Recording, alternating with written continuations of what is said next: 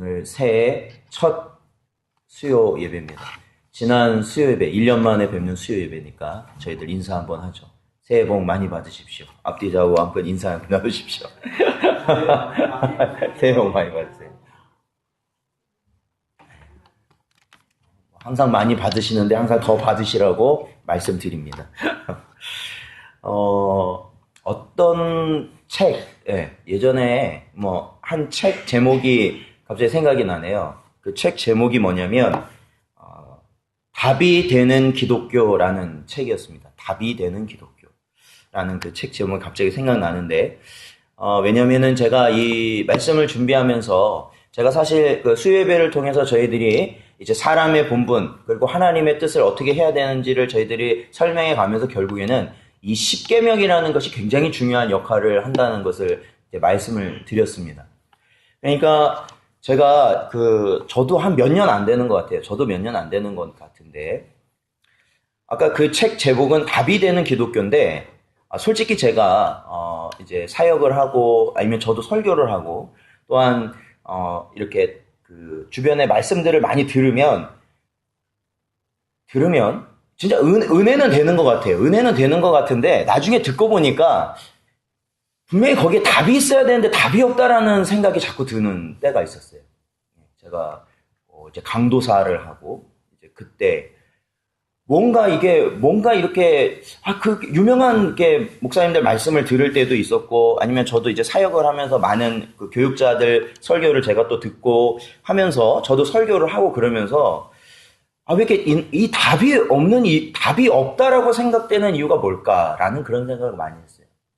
그러면서 이제 나중에 그거를 제가 종합해보고 나중에 내렸던 그런 모습들이 뭐였냐면 이 말씀을 듣잖아요. 설교를 들으면 이 설교를 통해서 나중에 항상 그 끝을 낼 때 내는 마지막 결말이 뭐로 나냐면 그러니까 사랑하는 성도 여러분 말씀대로 사십시오. 그리고 끝. 그리고 사랑하는 성도 여러분 기도하십시오. 그리고 끝. 그러니까 분명히 맞아. 그게 틀린 말은 아니잖아요. 말씀대로 살고 기도하면서 사는 거 맞아. 그거 맞는 말이잖아요. 그렇죠? 틀린 거 아니죠? 그런데 중요한 건 나중에 보니까 말씀대로 산다는 걸 어떻게 사는지를 모른다는 거죠. 중요한 거. 말씀대로 살으라고 그래요. 항상 저희가 가르치고 분명히 그게 알고 있는데 그럼 말씀대로 사는 게 어떻게 살아야 되는지를 그렇게 어떻게 말을 해줘야 되겠느냐라는 거예요. 그렇죠? 저희들 자녀들도 마찬가지잖아요. 자녀들을 양육할 때도 제가 왜 이제 그러한 걸 또 고민하게 됐냐면 저희 자녀들이 있으니까 저도. 그런 자녀들을 교육할 때도 그럼 어떻게 해야 되느냐. 근데 보통 저희 예전에 그 중직 되시는 분들 이 자녀들이 이제 교회에서 오래 자라는 걸 보면은 어떠한 일이 있을 때 어떠한 그 신앙적인 설명, 그러니까 신앙에 대해서 설명할 때는 말씀대로 해. 아니면 기도해. 두 가지거든요. 결론은 두 가지인데 말씀대로 하는 것이 어떻게 하는지는 얘기를 안 해준다. 그리고 기도할 때도 마찬가지예요. 이제 제가 그거는 나중에 한 번 더 이제 그 주기도문을 이제 한번 할 기회가 있으면 이제 그걸 하면서 좀 나누면 좋겠는데 기도도 마찬가지죠. 기도도 마찬가지. 그러다 보니까 뭔가 이렇게 뭔가 따로 떨어진 삶을 살게 되더라는 거죠. 이 교회 와서 말씀을 들을 때는 내가 참 말씀대로 살아야겠다 하면서도 정작 내가 살아갈 때는 말씀대로 살 수가 없는 거예요. 왜냐? 말씀대로 사는 걸 모르니까. 그러니까 어떻게 살아요? 교회는 열심히 다니고 교회에서 뭐 하라는 것도 많이 하지만 결국 나가면 내가 세상의 것도 열심히 해요. 세상의 것도. 열심히 해요. 그런 와중에 제가 정말로 마음속 깊이 은혜로 받아들이게 됐던 것이 뭐였냐면 바로 십계명이라는 거였어요. 십계명. 내가 십계명을 너무 몰랐구나. 십계명을 너무 몰랐구나. 이 십계명이라는 것이 결국에는 지난번 말씀드렸지만은 하나님의 뜻이에요. 여러분. 우리가 성경 말하잖아요. 이 성경의 요약이 뭐냐면 십계명이에요. 그리고 그 십계명의 요약은 사랑이다. 이건 주님이 요약하신 거죠. 제가 요약을 한 게 아니에요. 그리고 나서 주님이 완성을 하시고 세 계명을 주신 게 사랑이었고 그 사랑이 없으면 교회도 아니고 참된 성도도 아니고 아무도 아니다. 이렇게 말씀하시잖아요. 결국에는 이 십계명이에요. 십계명이 굉장히 중요한 부분이에요. 우리가 어떻게 해야 될 바를 알려주는 거죠. 즉 답이 있는 부분이 바로 여기라는 거죠. 답이. 그래서 제가 그 송구영신 예배 때도 잠깐 언급해 드렸지만 이 성령으로 하는 기도는요. 결국에는 우리가 죄인임을 깨닫게 되고 동시에 죄인임을 알았을 때 우리가 어떠한 삶을 살게 되냐면 바로 우리의 본분을 따라 살게 돼요. 그게 뭐냐면 바로 십계명에 나와 있는 하나님의 뜻대로 살아가기를 원하게 되는 거죠.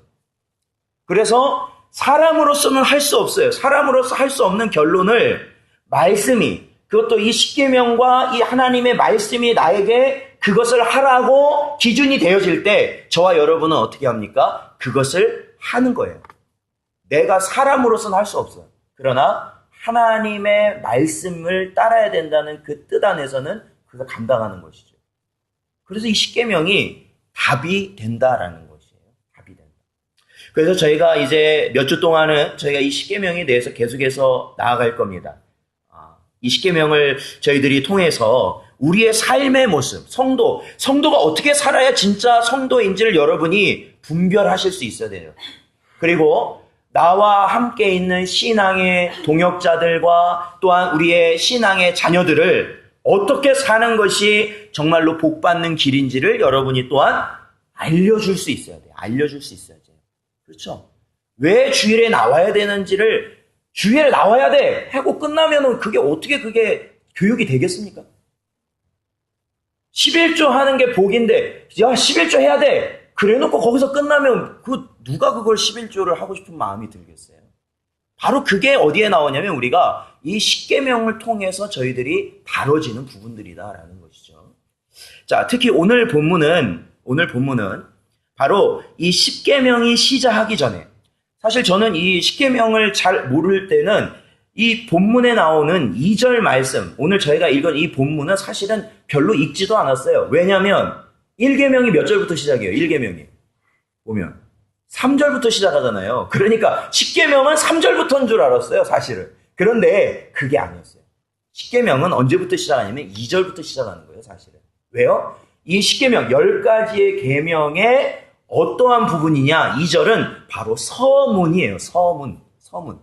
그러니까 저희가 책에 보면 항상 그 맨 앞에 저희가 항상 안 읽고 넘어가는 부분 중에 하나가 뭐냐면 머릿말이라는 게 있어요. 머릿말.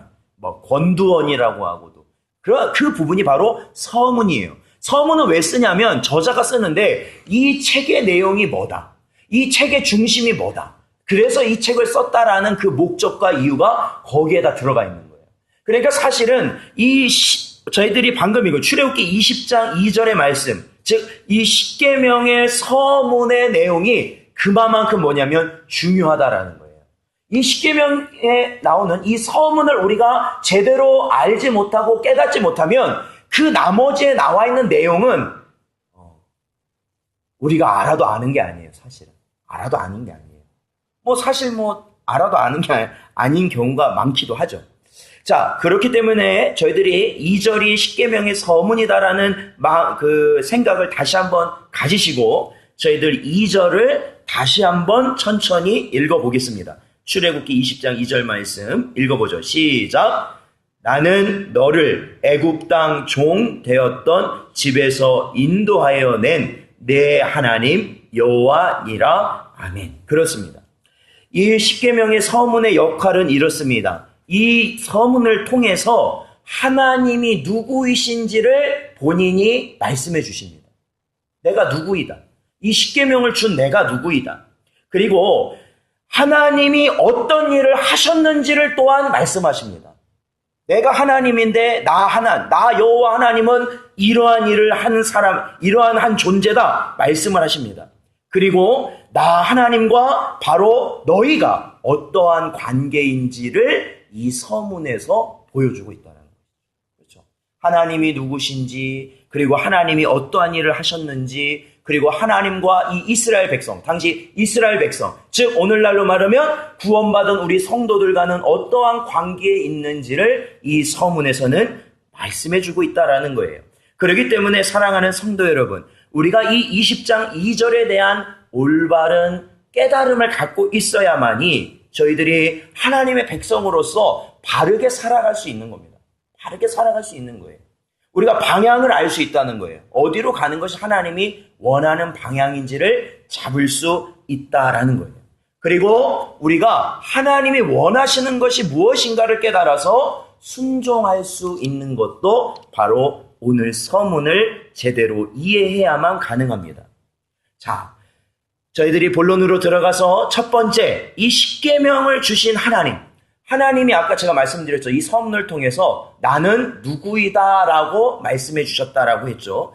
자, 하나님은 자신을 누구라고 말씀하시냐면 바로 자신을 언약의 하나님이다 말씀해 주고 계십니다. 자, 여기 보면 저희들이 2절에 보면 내 하나님 여호와다라는 표현이 있어요. 내 하나님 여호와다. 아마 여러분이 하나님이라는 말도 익숙하지만 하나님의 이름, 호칭 중에 여호와라는 이름도 역시 익숙하실 거예요. 구약에 보면 특히 이 여호와라는 말이 나와요. 많이 나와요. 특히 이 십계명을 보면요. 이 여호와, 내 하나님 여호와. 이게 뭐냐면 너의 하나님 여호와, 너희 하나님 여호와라는 의미인데 그것이 5번이 나와요. 5번. 어디가 나오냐면 저희들이 읽은 2절, 그리고 5절, 7절, 10절, 12절에 나옵니다. 근데 여러분, 여호와 하나님이라고 하는 거하고 그냥 하나님이라고 하는 거하고 차이가 있을까요, 없을까요? 어떻게 생각하세요? 그냥 하나님이라고 부를 때랑 여호와 하나님이랑 부를 때 차이가 있을까요?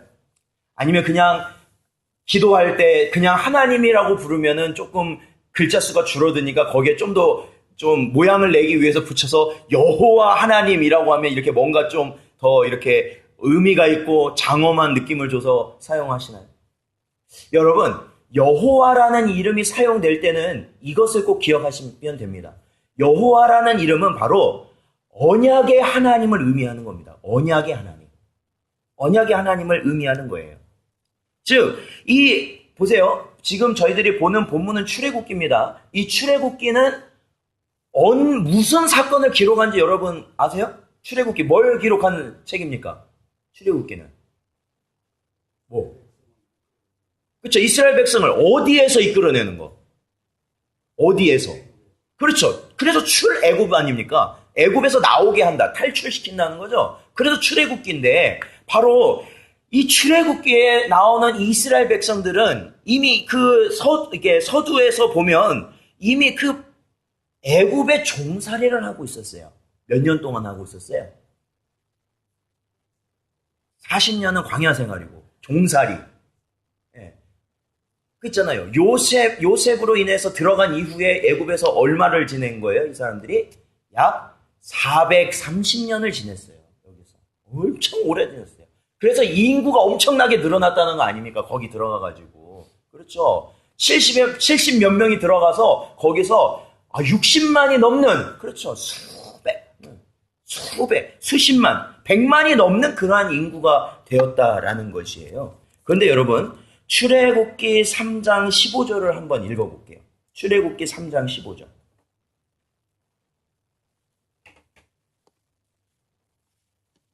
자, 출애굽기 3장 15절은 모세에게 이제 애굽에 있는 이스라엘 백성을 탈출시키라고 하시면서 자신을 소개하는, 하나님 자신을 소개하는 그러한 장면이 등장합니다. 15절 같이 읽어보죠. 시작. 하나님이 또 모세에게 이르시되 너는 이스라엘 자손에게 이같이 이르기를 너희 조상의 하나님 여호와 곧 아브라함의 하나님, 이삭의 하나님, 야곱의 하나님께서 나를 너희에게 보내셨다 하라. 이는 나의 영원한 이름이요 대대로 기억할 나의 칭호니라. 아멘. 그렇습니다. 여기 보면 언약의 하나님이라고 이야기하는 이유가 여기에 있습니다. 430년간 종살이하던 바로 이 이스라엘 백성은 이제는 하나님이 그들에게 주신 언약을 잊어버렸을 가능성이 높은 거죠. 430년이 지났어요. 430년. 저희는 벌써 50년 전, 그렇죠? 연로하신 분들은 한 70년 전 옛날 생각해도 그렇잖아요.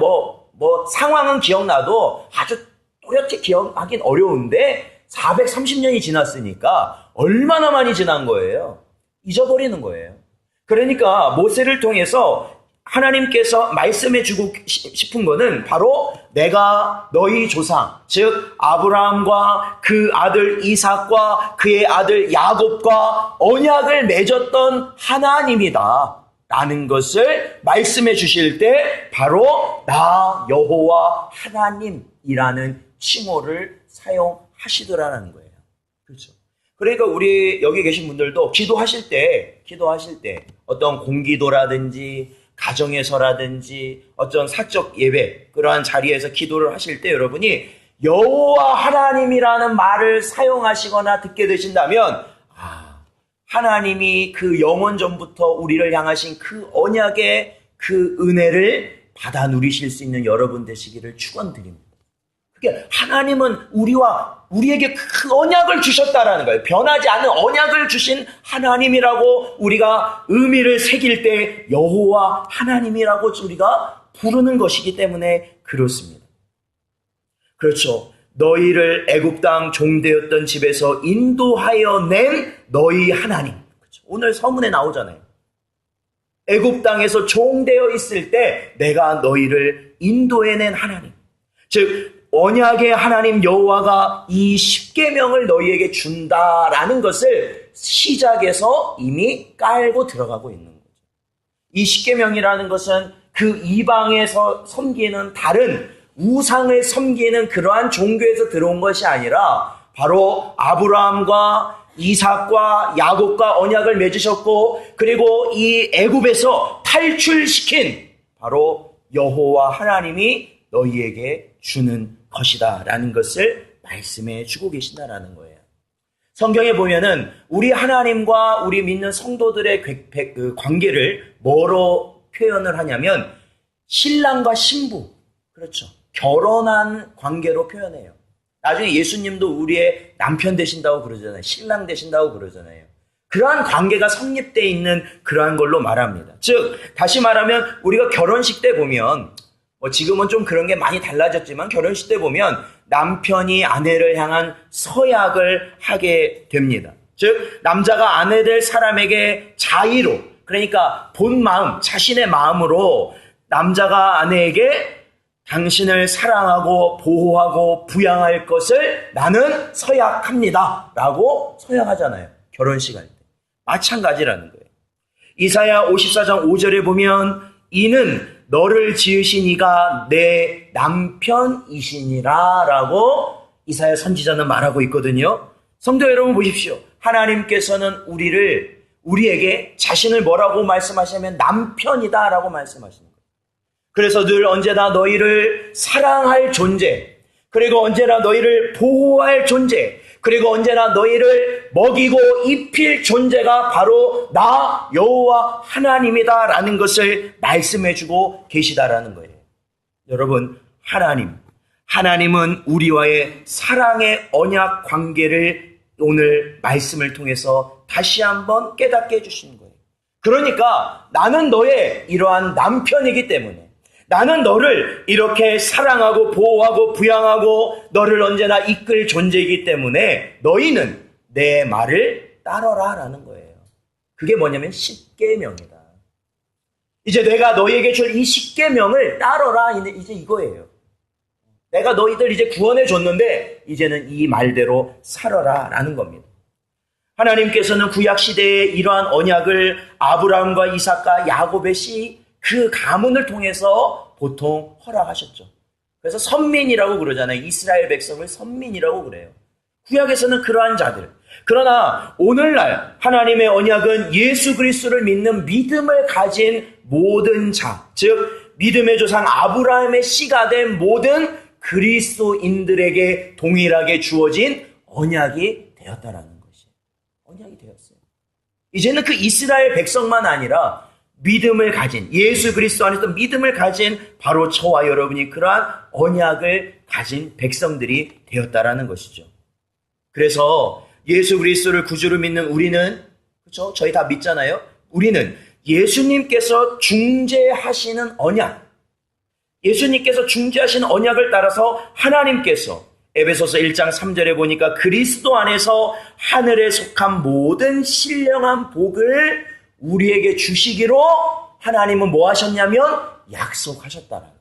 약속. 언약이에요. 그것도 언약. 바로 그러한 언약을 받은 자들이 저와 여러분이라는 것이죠. 그러니까 사랑하는 성도 여러분, 하나님께서 약속하시는 거는 변할까요? 변하지 않으실까요? 절대 변하지 않습니다. 세상에서 결혼은 남자가 아무리 영원히 사랑할게, 여자가 아무리 영원히 사랑할게 해도 돼요? 변해요. 그게 변합니다. 변하는 게 진짜 그렇게 안 되고 싶을지 몰라도 다 변해요.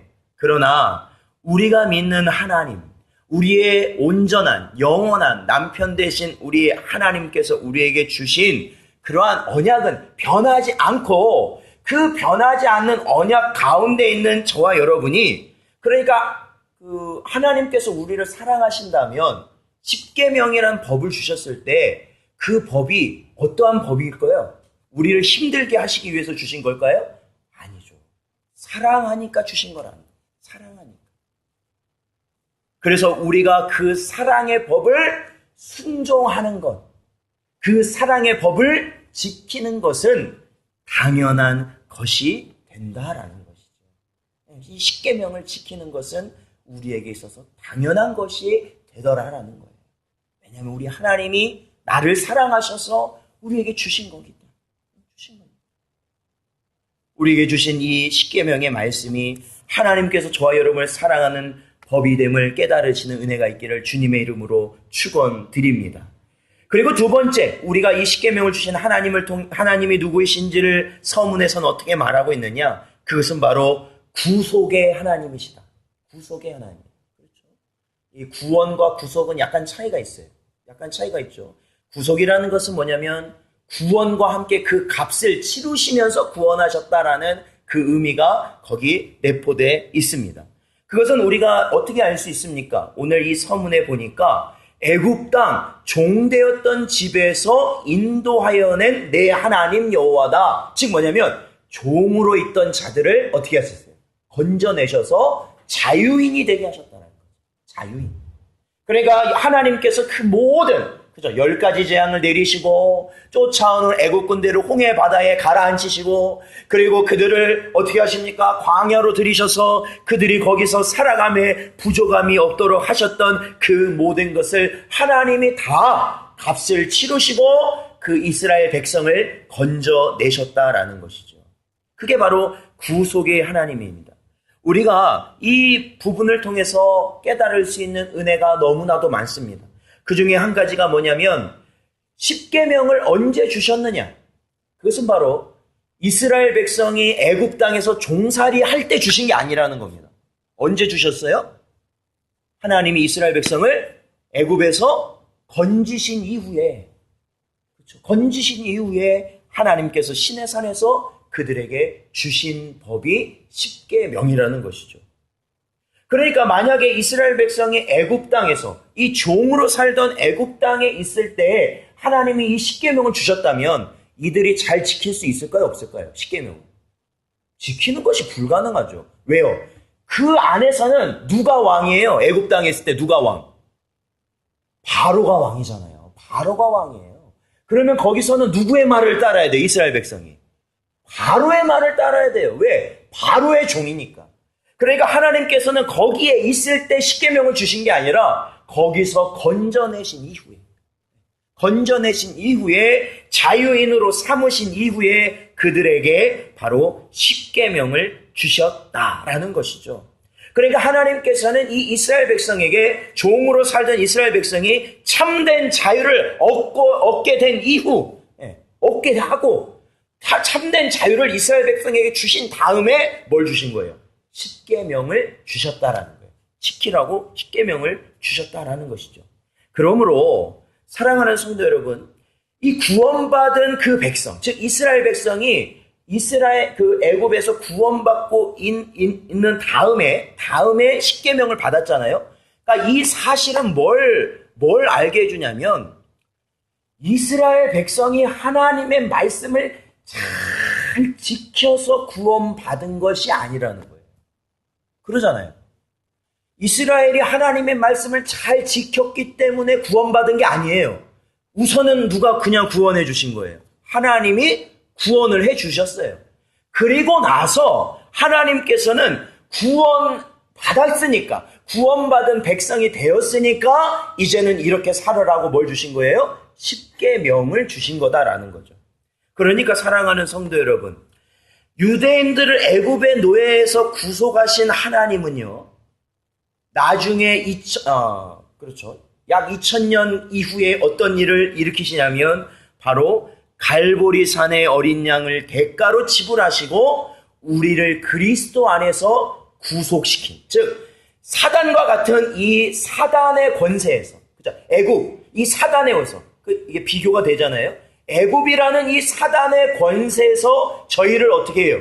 그리스도의 피로 말미암아 우리를 대속하신 이후에 그렇죠? 죄와 그 속방에서 우리를 구원하신 이후에 바로 받는 것이 바로 이 십계명이라는 법이라는 거예요. 십계명이라는 법이죠. 그래서 야고보서 1장 25절에 보니까 우리에게 자유하게 하는 온전한 법, 율법, 우리를 자유하게 하는 온전한 율법으로서 십계명을 주신 거예요. 오늘날 우리 성도들에게. 율법이라면 우리를 옥죄고 우리를 힘들게 하고 우리를 답답하게 할 것 같은데 오히려 이 십계명을, 즉 예수 그리스도를 정말로 믿고 구원받고 중생한 자는 이 십계명대로 살아갈 때 오히려 자유를 누리고 그 마음의 평강을 누리더라는 거예요. 그러니까 저는요, 이 사역을 해오면서 이러한 분들을 많이 봐요. 아, 목사님, 제가 이러한 상황에서 어떻게 해야 될지 모르겠다라는 거예요. 어떻게 해야 될지 모르겠다. 어떻게 해야 될지. 기도를 해도 이걸 어떻게 해야 될지 모르겠다라는 거예요. 그런데 대부분은요, 그분이 어떻게 하면 되는지 아십니까? 십계명대로 하면 되는 겁니다. 십계명대로. 하나님이 우리에게 원하신 십계명대로 하면 돼요.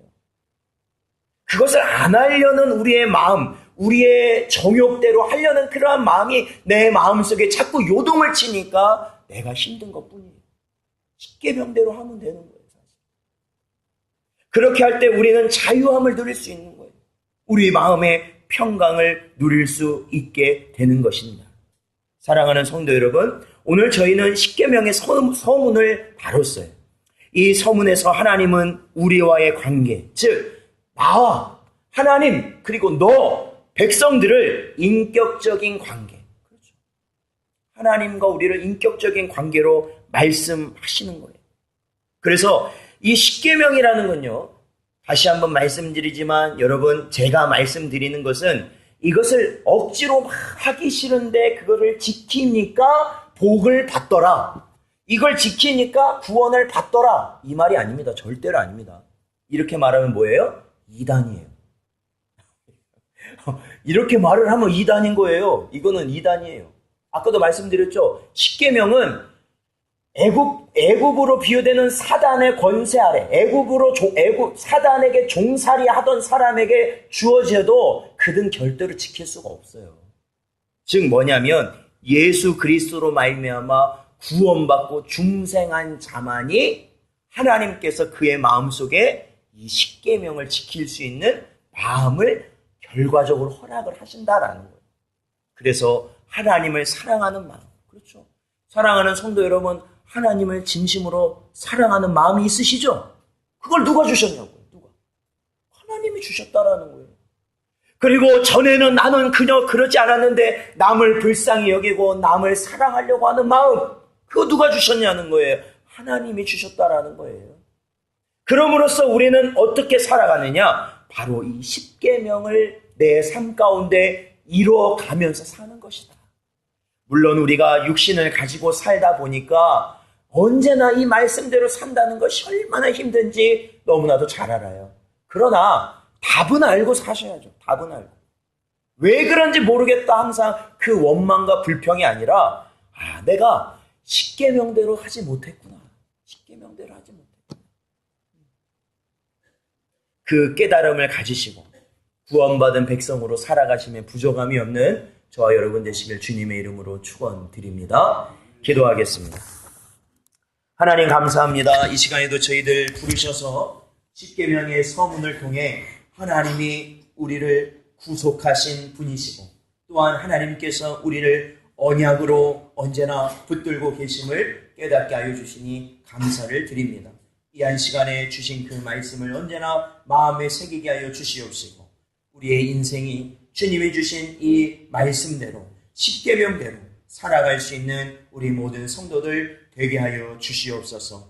간절히 바라오며 예수님의 이름으로 기도하옵나이다.